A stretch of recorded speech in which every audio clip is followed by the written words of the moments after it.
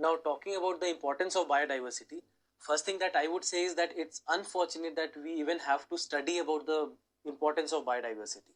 But still, to put things into perspective, we should know all the areas of importance. We should understand that in how many ways is it important. Because when we talk about biodiversity and its conservation, we normally just tend to think about the wild animals or some of the bigger carnivores that we keep on conserving, that we see the governments also conserving.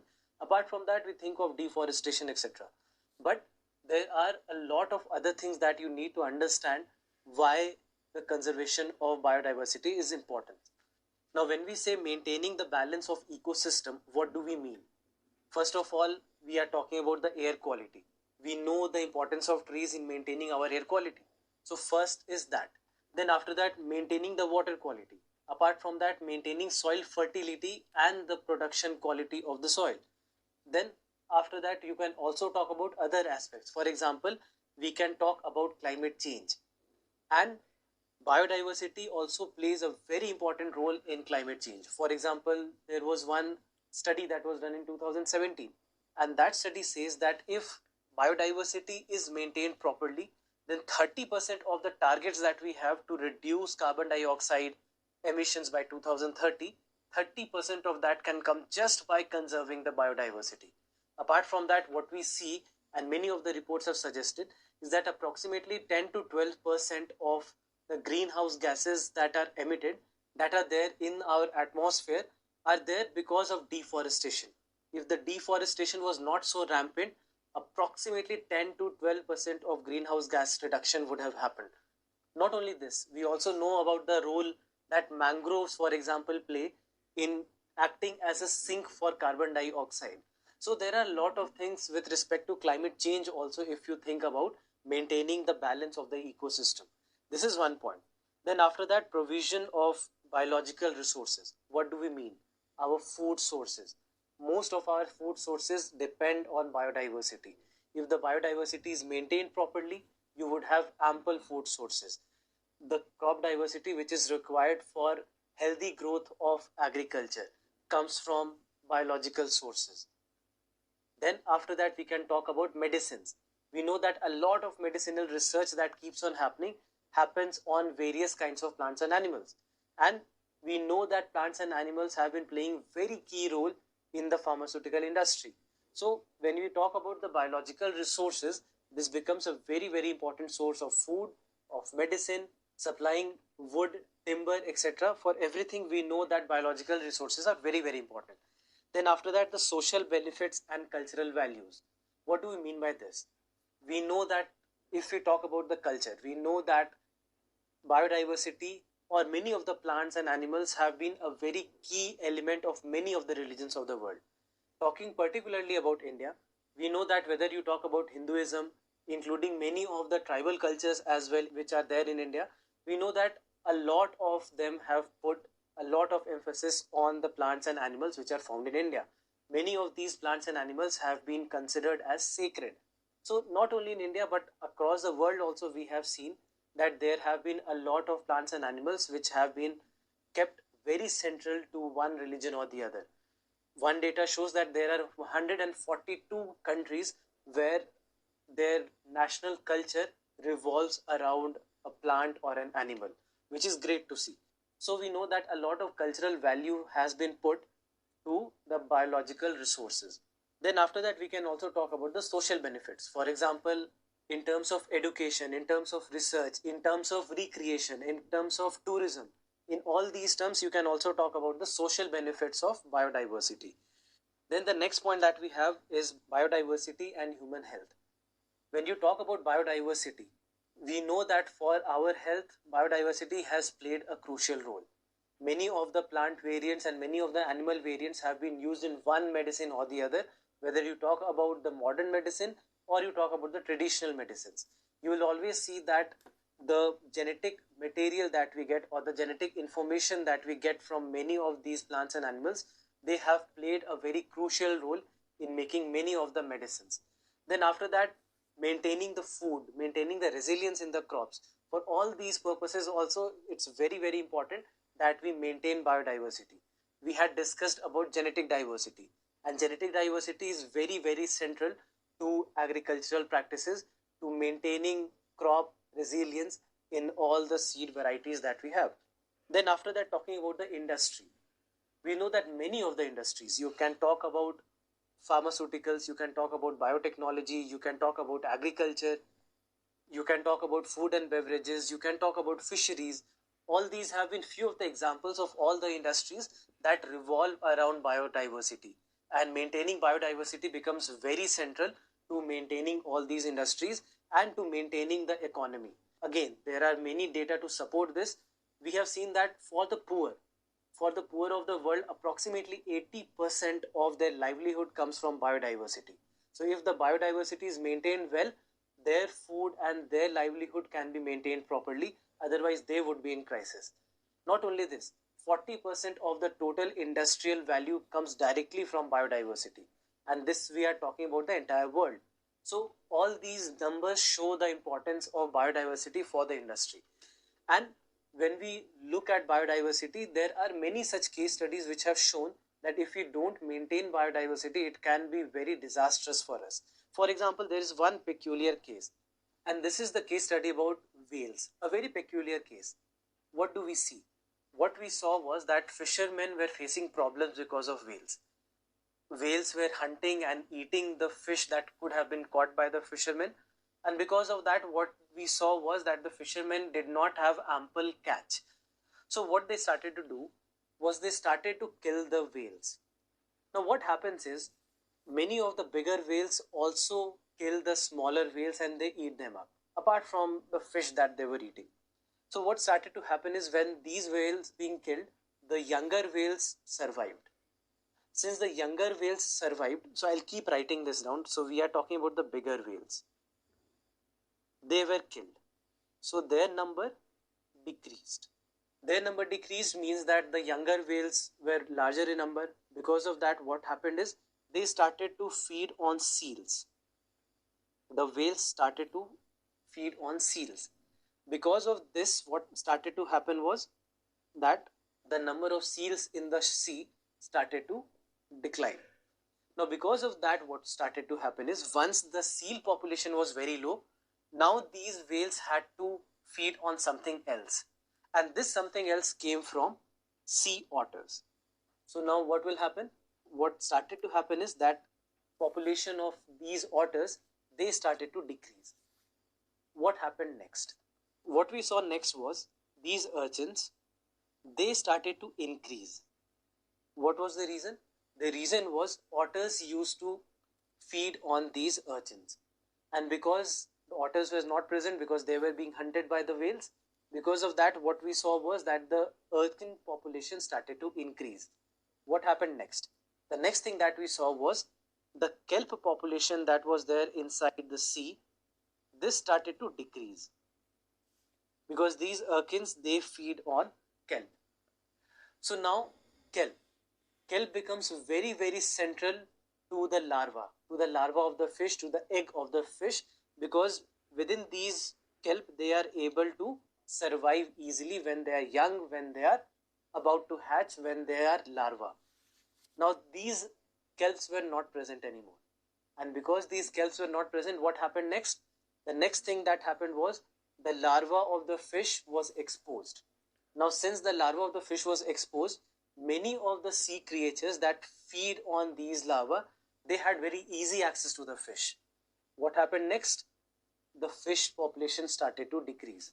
So if we had let the things to be as they were, if we had let the whales hunt the fish as they wanted, the ecological balance would have been maintained there.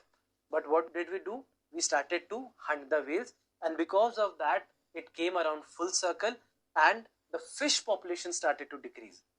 And it was a very big problem for the fishery economy. It was a very big problem for the fishermen. They started to go out of jobs. So something that they started because they wanted to increase their economic benefits, the same thing led to the decrease in economic benefits for them. Then it led to the decrease in jobs for them. So this is what can happen if we don't understand how the biodiversity works, how the entire ecosystem works. So that's why I wanted to just take this case study so that you understand the importance of conserving biodiversity, understand the value of maintaining biodiversity, letting the status quo be maintained. So this is about the importance of biodiversity from very different aspects. So this is one area which you can also see as a direct question for the mains examination. What is the importance of biodiversity? What is the importance of conserving biodiversity? This is something that can directly come as a 150 or even a 250 word question answer. So please remember all these points, remember the examples so that you can quote these examples and you can quote all the points that we have discussed just in case this question comes in your GS paper 3 in the mains examination. So this is about the importance of biodiversity. Now, importance of biodiversity, most of the times when we look at them, we look at the biodiversity importance from the point of view of bigger animals and plants. I discussed this point, that you look at bigger cats, you look at the carnivores, you look at elephants, you look at crocodiles, you look at maintaining the trees, maintaining the forests, etc. But we forget about some of the animals and plants. We forget about some of the other organisms. For example, if I talk about insects, is there any importance that insects have in our lives? And this is again something that needs to be understood very well, that the importance of insects is also very, very crucial to maintaining the biodiversity, to maintaining life on earth. The question is how? To answer that, let me start with a fact.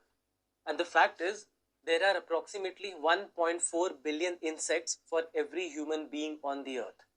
Not only this, if you just talk about the number of insects that have been named, the different species of insects that have been named, approximately 1.5 million insects have been named. And what we say is that this is probably only few of them, and there are a lot more to be named yet.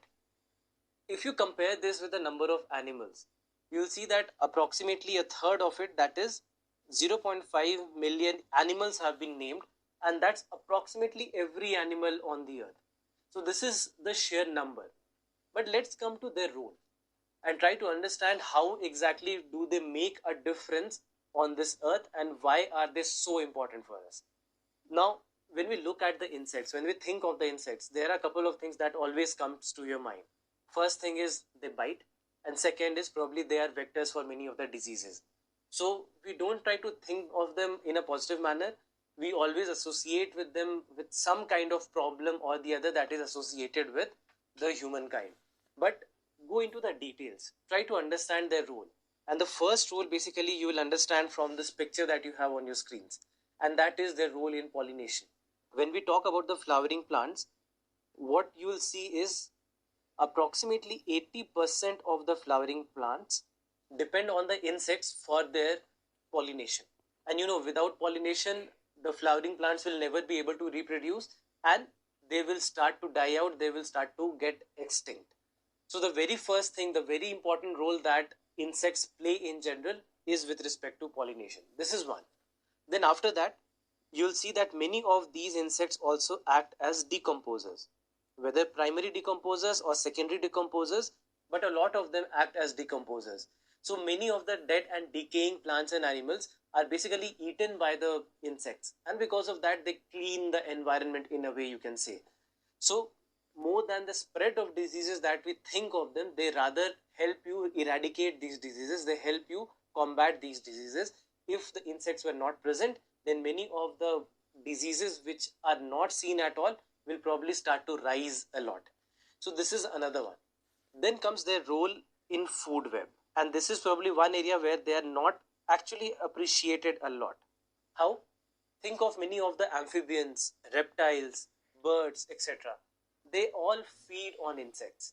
You will see that birds will feed on insects. You might have seen lizards, etc. feeding on insects in your homes or nearby surroundings. You will see that many of the amphibians, for example frog, they also feed on insects. So insects actually have a very big role to play when it comes to the entire food web, but a kind of role that is underappreciated. We do not actually look at the insects as the food source for many of these animals, and that is where you have to understand that they play a very, very big role. Not only this, they also act as predators and parasites to many of the plants and animals, and by doing this they keep the population in check. They act as parasites to many of the animals, they act as parasites to many of the plants, They act as predators for many of the insects. So we see that by doing so, they actually keep the populations of many of these animals, plants and insects in check, and thus maintaining the ecological balance. Then after that, another thing that you can think of is basically their role in commercial products. For example, you will see that they play a big role in cross pollination of cotton, and by doing cross pollination they help in building a healthier breed for many of the cotton products. Not only cotton, you will see that there are many other industrial products where insects in one form or the other are very helpful. Then after that, you can also think of medicines.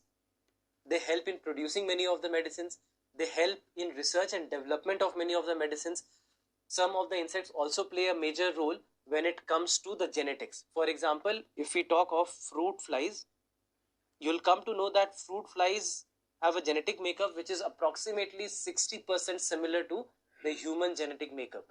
So that's why they play a very big role in the research and development when it comes to genetics with respect to human beings. Then after that, you also have to talk about the ecosystem. The insects basically also are a very big indicator of the health of ecosystem. So they act as indicators to the health of ecosystems. If, for example, in a given ecosystem, all of the insects have started to vanish, or the numbers of insects have started to increase, in both the cases, you can understand from it that there are some kinds of problems that are happening to the ecosystem. Let me take an example. If you talk about mosquitoes, mosquitoes are generally found in the tropical areas. They are not found in the temperate areas, or they are not found in the polar regions. But let's say all of a sudden you see that there are a lot of mosquitoes which are also being found in the temperate regions, let's say European regions or higher up in the latitudes. What does that mean? It means that the temperature and the conditions now are favorable to mosquitoes. What are these favorable conditions? Higher temperature, higher precipitation, higher humidity.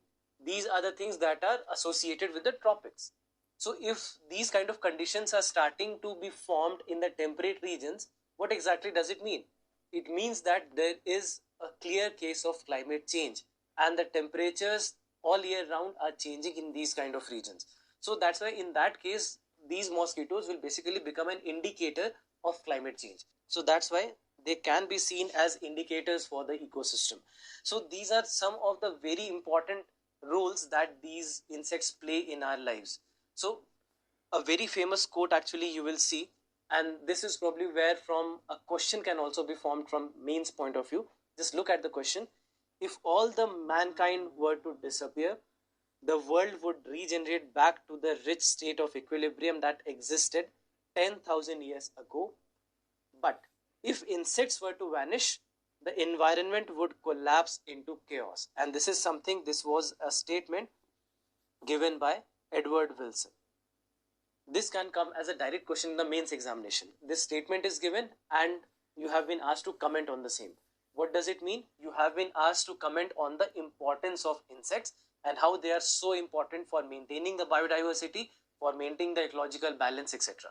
So this can directly come as a 150 word question also, it can come as a 250 word question also. So that's why all these points that we discussed, please remember them because they can directly come in the examination as well. So this is about insects. And with this we come to the end of what is the importance of biodiversity.